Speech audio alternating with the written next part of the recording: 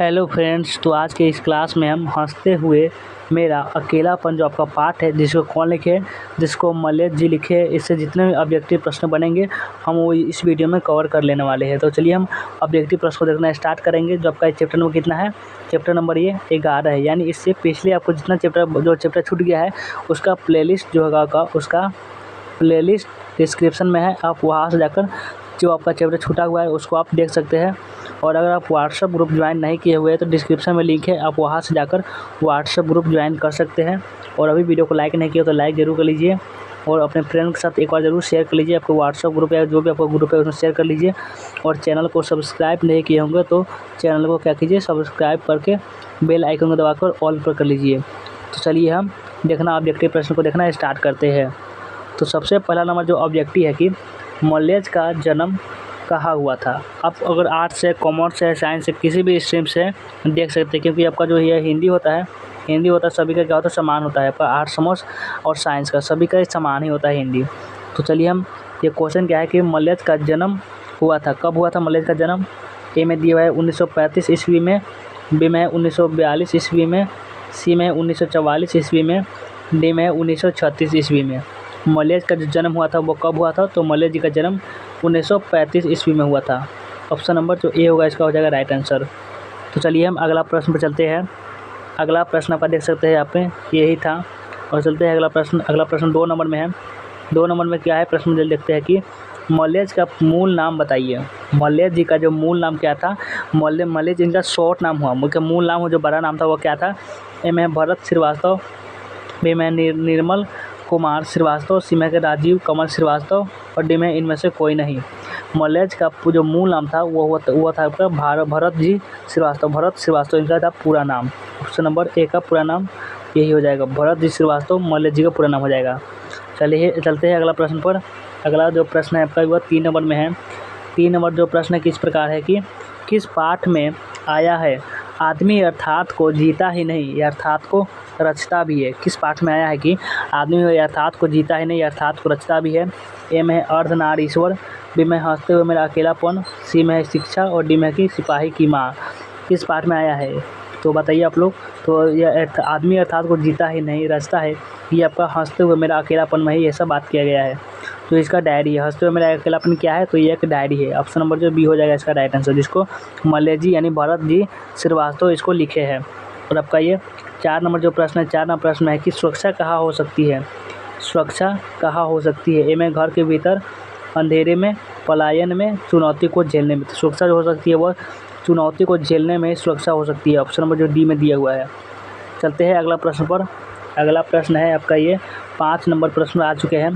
5 number प्रश्न है कि मलेश का जन्म कहाँ हुआ था। मलेश जी का जन्म कहाँ हुआ था। ए में सिमरिया बेगूसराय बिहार, लमही वाराणसी उत्तर प्रदेश, महुई आजमगढ़ उत्तर प्रदेश और इटारसी मध्य प्रदेश। मलेश का जन्म कब हुआ था, यानी मलेश जी का जन्म कहाँ हुआ था, तो कहाँ हुआ था, तो महुई आजमगढ़ उत्तर प्रदेश में क्या हुआ था, मलेश जी का जन्म हुआ था। ऑप्शन नंबर सी हो जाएगा इसका राइट आंसर। चलते हैं अगला प्रश्न पर।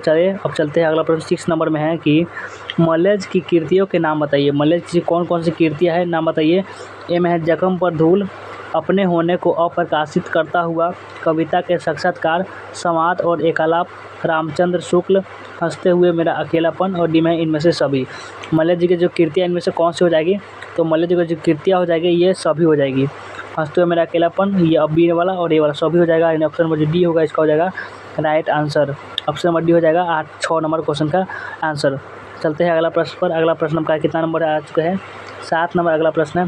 7 नंबर में है कि किसने लिखा है, क्या प्रश्न है, किसने लिखा है एक कलाकार के लिए यह निहायत ज़रूरी है कि उसमें आग हो और वह खुद ठंडा हो। एक जो कलाकार होंगे उसमें यह निहायत ज़रूरी है कि वह उसमें क्या हो, उसमें वो क्या हो, वो जो लिखे वो आग हो और जो लिखने वाले हो वो खुद ठंडा हो। जो चीज़ वो लिख रहा है वो आग हो और जो लिखने वाला ठंडा हो। कौन मतलब किस पाठ में है कि एक कलाकार के लिए यह निहायत ज़रूरी है कि उसमें आग हो और वह खुद ठंडा हो। इनमें मलेश, बी में है रामधारी सिद्धेश्वर, सी में जवाहरलाल नेहरू और डी में महात्मा गांधी।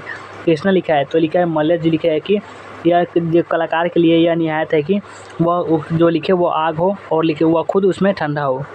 तो अगला प्रश्न है, अगला प्रश्न आपका 8 नंबर में है।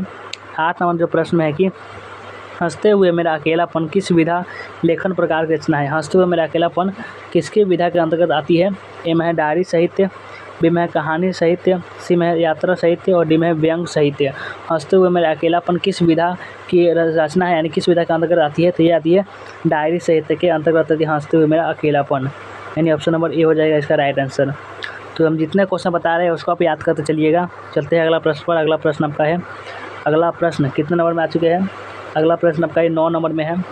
9 नंबर प्रश्न क्या है। 9 नंबर प्रश्न है कि रचने और भोगने का रिश्ता कैसा होता है। रचने और भोगने का रिश्ता कैसा होता है। ए में है द्वंद्वात्मक, बी में है सहयोगात्मक, सी में है नकारात्मक और डी में है निषेधात्मक। रचने और भोगने का जो रिश्ता होता है वो होता है आपका द्वंद्वात्मक, जो होता है रचने और भोगने का रिश्ता होता है, यानी ऑप्शन नंबर ए होगा इसका राइट आंसर। और चलते हैं अगला प्रश्न। अगला प्रश्न आपका ये 10 नंबर प्रश्न में है। हंसते हुए मेरा अकेलापन के लेखक कौन हो जाएंगे। हंसते हुए मेरा अकेलापन के लेखक कौन हो जाते हैं। तो हंसते हुए मेरा अकेलापन के लेखक है मलय जी। मोहन राकेश कौन चैप्टर को लिखे थे। मोहन राकेश जो है वह लिखे थे सिपाही की माँ को। सिपाही की माँ को मोहन राकेश जी लिखे थे। और उदय प्रकाश जी कौन लिखे थे, ये 30 पाठ को लिखे हैं उदय प्रकाश जी।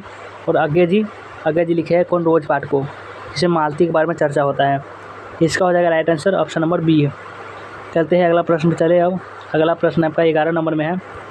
11 नंबर प्रश्न है कि कौन सी रचना, क्या है प्रश्न में, कौन सी रचना मलयज की है। कौन सी रचना है जो मलयज जी की है। ए में है एक चादर मैली सी, बी में है भीनी भीनी बीनी चदरिया, सी में है कविता के साक्षात्कार और डी में है मौत मुस्कुराई। कौन सी रचना मलयज की है, तो कौन हो जाएगा, कौन सी जो रचना है वो मलयज की है। तो मलयज की रचना हो जाएगा आपका ऑप्शन नंबर सी, यानी कविता के जो साक्षात्कार हो गए वो मलयज की रचना हो जाएगा। ऑप्शन नंबर जो सी होगा इसका राइट आंसर। और अगला प्रश्न पर चले। अगला प्रश्न का 12 नंबर में है। 12 नंबर प्रश्न है कि कविता संग्रह है, इनमें से कौन सा है जो कविता संग्रह है। ये में है कि जख्म पर धूल, रामचंद्र शुक्ल, हंसते हुए मेरा अकेलापन और कविता के साक्षात्कार। कविता संग्रह कौन सी है इनमें से जो कविता संग्रह हो जाएगी, वो हो जाएगा आपका ऑप्शन नंबर ए। जख्म पर धूल है, ये इनका कविता संग्रह है, यानी ऑप्शन नंबर ए हो जाएगा इसका राइट आंसर। चलते हैं अगला प्रश्न पर। अगला प्रश्न जो है, अगला प्रश्न आपका 13 नंबर में है। 13 नंबर में प्रश्न क्या है, चलिए देखते हैं। कौन सी रचना मलयज की नहीं है। कौन सी जो रचना है मलयज जी की नहीं है। एक में है जख्म पर धूल, बी में है संवाद और एकालाप, सी में है रामचंद्र शुक्ल और डी में है सुनो राधिके। कौन सी रचना मलयज की नहीं है, तो कौन सी रचना जो सुनो राधिकी जो होगा वो मलयज जी की रचना नहीं है, यानी ऑप्शन जो डी हो जाएगा इसका राइट आंसर। और नेक्स्ट प्रश्न है आपका अगला प्रश्न जो 14 नंबर में प्रश्न है कि हर आदमी उस संसार को रचता है जिसमें वह जीता है और भोगता है, यह कथन किसका है। हर आदमी जो क्या करता है उस संसार को रचता है जिसमें वह जीता है और भोगता है, यह कथन किसका है। ए में है जयशंकर प्रसाद का, बी में है अज्ञे का, सी में है मलयज का और डी में है प्रेमचंद्र का। हर आदमी उस संसार को रचता है जिसमें वह जीता है और भोगता है, यह कथन किसका है। ये कथन है मलयज जी का। ऑप्शन नंबर सी हो जाएगा इसका राइट आंसर। और अगला प्रश्न पर चलिए। अब अगला प्रश्न आपका कितना नंबर है, 15 नंबर प्रश्न आ चुके हैं। 15 नंबर प्रश्न, 15 नंबर जो प्रश्न है कि मलयज किस रोग से ग्रसित थे। मलयज किस रोग से ग्रसित थे। ए में कैंसर, बी में अल्सर, सी में क्षय रोग और डी में है लकवा। मलयज किस रोग से ग्रसित है, तो ये क्षय रोग से ग्रसित है। ऑप्शन नंबर सी हो जाएगा इसका राइट आंसर। चलते हैं अगला प्रश्न। अगला प्रश्न आपका 16 नंबर में है। 16 नंबर प्रश्न है कि डायरी में से मलयज का काव्य संग्रह कौन सा है। डायरी में से मलयज का जो काव्य संग्रह है वो कौन सा है। एक में है जख्म पर धूल, बी में है तापेश्वर, सी में है ढपोल पंथी और डी में व्यवहार बोध। डायरी में से मलयज का काव्य संग्रह कौन सा है। मलयज का काव्य संग्रह जो जख्म पर धूल होगा इसका right answer. Option number A हो जाएगा इसका राइट आंसर। और चलिए अगला प्रश्न पर। अगला प्रश्न कितना नंबर आ चुके हैं। अगला प्रश्न 17 नंबर पर आ चुके हैं।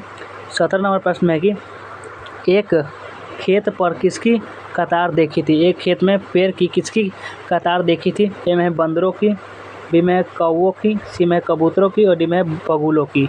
एक खेत में पेड़ की किसकी कतार देखी थी, तो देखी थी कौवों की जो कतार देखी थी मलयज ने। ऑप्शन नंबर बी हो जाएगा इसका राइट आंसर।